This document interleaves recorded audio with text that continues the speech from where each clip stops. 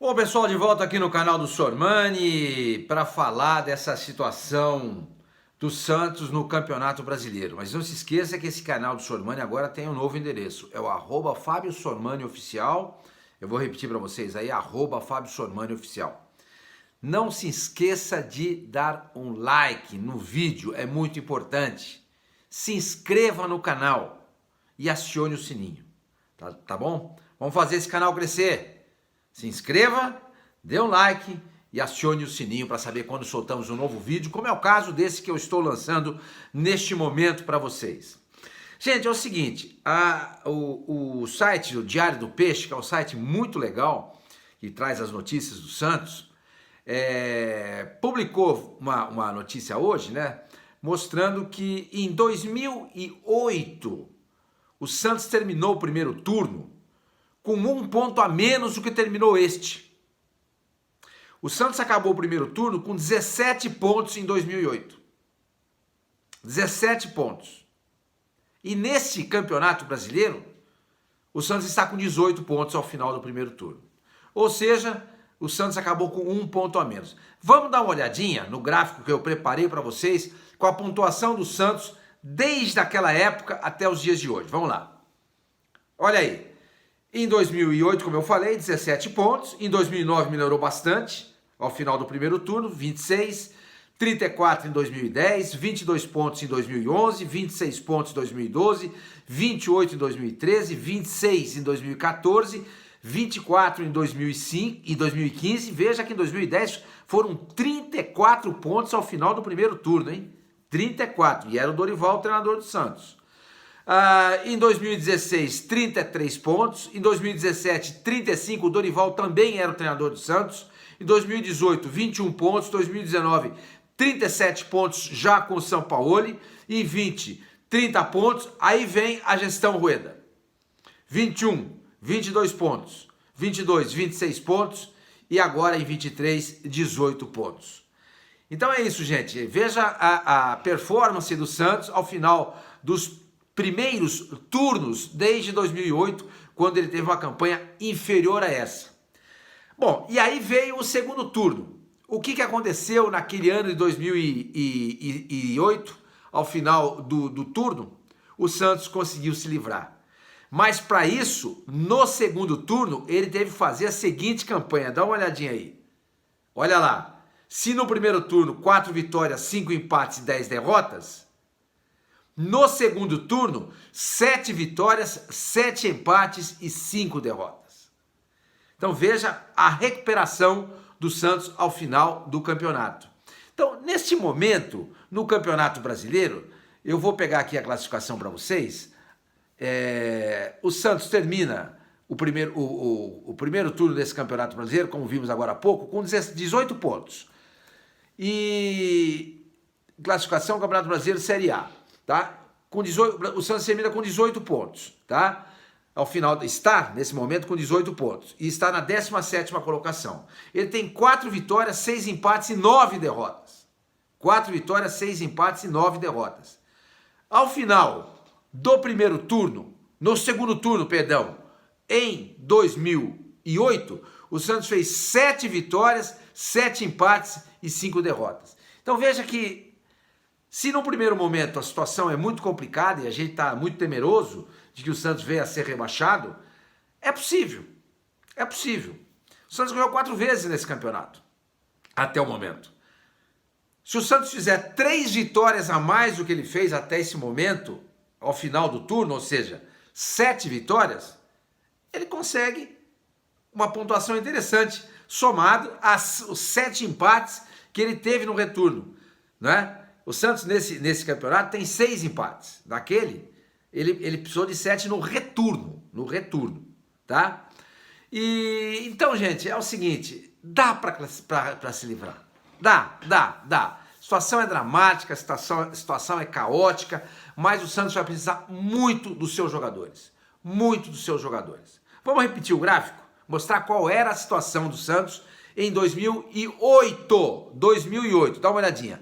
Final do primeiro turno em 2008, o Santos tinha apenas 17 pontos. Olha só, nesse campeonato, 2023, ele tem 18 pontos. tá? Agora vamos colocar como é que foi o segundo turno do Santos naquele ano de 2018. O segundo turno do Santos foi o seguinte: 7 vitórias, 7 empates e 5 derrotas.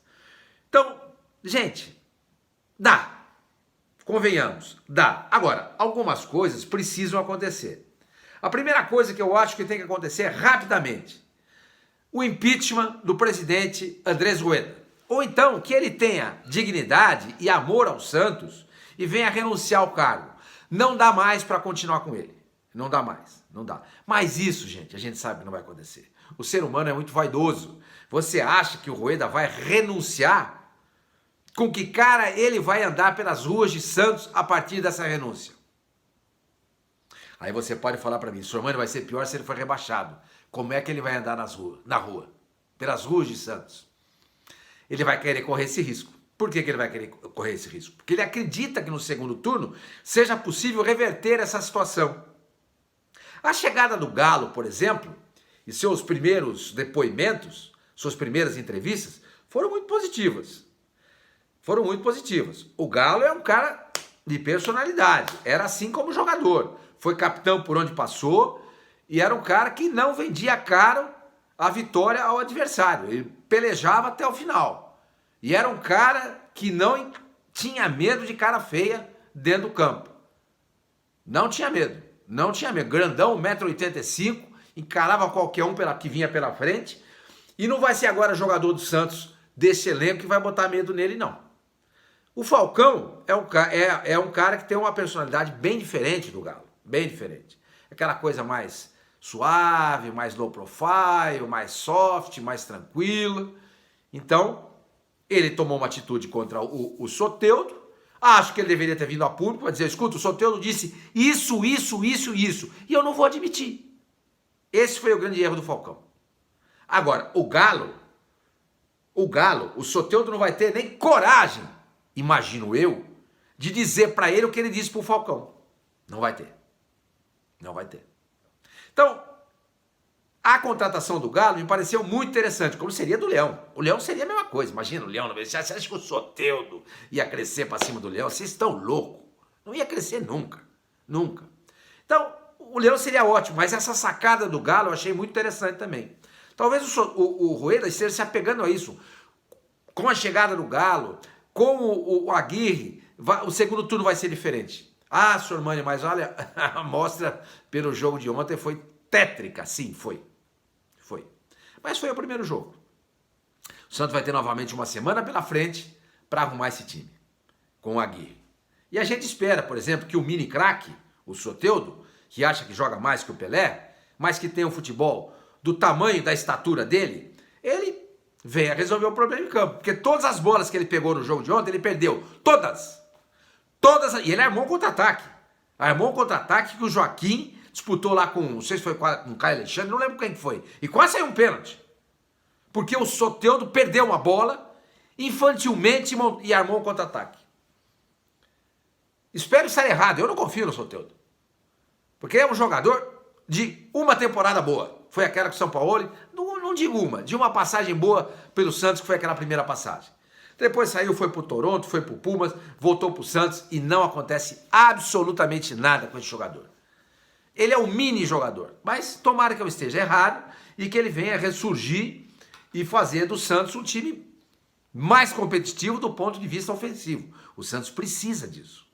O Santos precisa fazer gol para ganhar jogo. Se não fizer, vai ser complicado. E por falar em fazer gol, o Santos está com um problema sério no comando de ataque, né? Porque o mimadinho do Marcos Leonardo diz que não vai mais jogar. Não quero mais jogar. O meu objetivo agora é atuar pela Roma. Quero ir para o futebol europeu. Mas, Marcos Leonardo, você não tem um contrato assinado? Que se dane o contrato. Deve ter sido assim que ele deve estar imaginando. Quer dizer, ele assinou o negócio e não tem dignidade de honrar o que assinou. Porque lá não está escrito que o Santos é obrigado a vendê-lo por 12 milhões de euros. Lá está escrito que o Santos é obrigado, a vendê-lo a partir de 15 milhões. Ou então, 2, dizer não e dar um aumento salarial para ele. Mas o Santos, no caso aí do Rueda, foi generoso com ele. Apesar da oferta ser de 12 milhões e não de 15, o Santos falou o seguinte: Marcos, ou Léo, como eles falam, né? Você tá jogando legal, meu irmão. Tá jogando legal. Vamos fazer o seguinte, a gente vai te dar um aumento. Sabe o que ele respondeu? Não quero aumento. Quero ir para Roma. O Galo já avisou o seguinte, depois do jogo de ontem, lá em Fortaleza. Se ele não voltar a jogar, vamos entregar o caso ao departamento jurídico do Santos. É isso aí. Ou então, quer dizer, tem duas soluções aí. Primeira solução que é mais prática, mas não é do ponto de vista financeiro interessante. Afasta o jogador. Ele tem mais 3 anos de contrato. Fica afastado 3 anos. Fica afastado. Vocês acham que ele vai querer ficar afastado 3 anos? Ele perde o bonde da história. É óbvio que isso não vai acontecer. É óbvio. Então, se acontecer isso, das duas uma. Ou a Roma aumenta a proposta. 2, ou ele volta a jogar. Então, tem que ser duro, firme com o Marcos Leonardo nesse momento. Firme, impiedoso. Agir de acordo com a lei, para que o Santos sempre esteja protegido. Tá? Eu faria isso. Eu faria isso. Não daria moleza para o Marcos Leonardo, em hipótese alguma. Em hipótese alguma. Tá?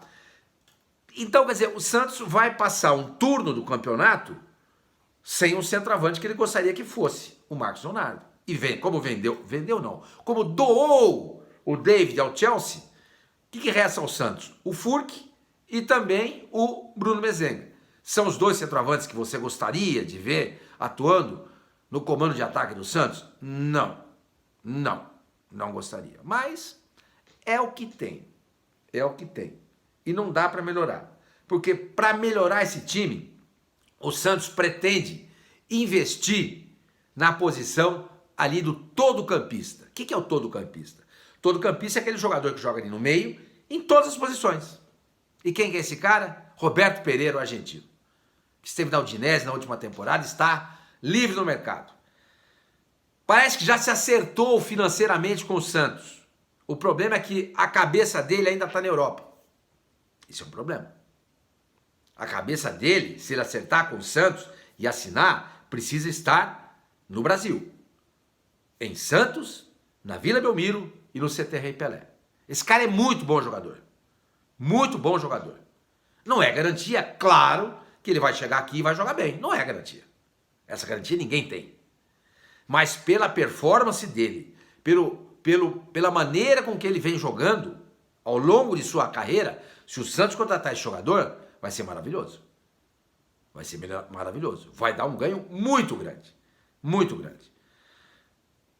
Aí a gente vai cair num outro problema que o Santos tem além do comando de ataque. A zaga. O Santos não tem nenhum zagueiro confiável. Nenhum. Joaquim é horroroso. Messias é do mesmo nível. Basso é uma grande decepção. Alex não é confiável. E não tem mais ninguém, só tem 4.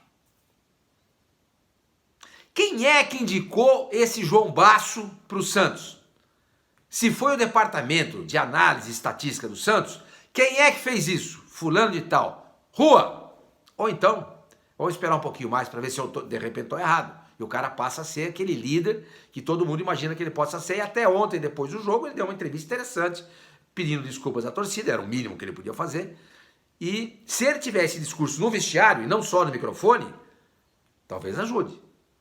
Talvez ajude. Porque é preciso mexer com esses jogadores. Acho que o Galo vai conseguir fazer isso. Acho que o Aguirre vai tentar fazer isso, é o mínimo que eu espero dele.